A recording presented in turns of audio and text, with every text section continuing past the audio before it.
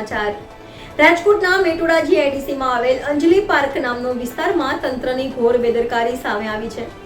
ચોમાસાની શરૂઆતમાં રસ્તામાં ખાડા અને કીચડ જોવા મળે છે અને ત્યાંના સ્થાનિક લોકોના કહેવા મુજબ રોડ રસ્તા માટે ખીરસરા ગ્રામ પંચાયતમાં ઘણી વખત રજૂઆત કરેલ પણ ત્યાંથી કોઈ પણ જવાબ મળતો નથી અને જ્યારે અડધા વિસ્તારના રોડ રસ્તાનું કામ કરેલ કારણ કે તે મેટોડા ગ્રામ પંચાયતમાં આવે છે અને બાકીનો વિસ્તાર કાદવ અને પાણીના કારણે ઘણીવાર એક્સિડન્ટ થતા હોય અને આના કારણે માખી મચ્છર અને અનેક બીમારી થાય તો તેની જવાબદારી ખીરસરા ગ્રામ પંચાયત કે પછી તંત્રની।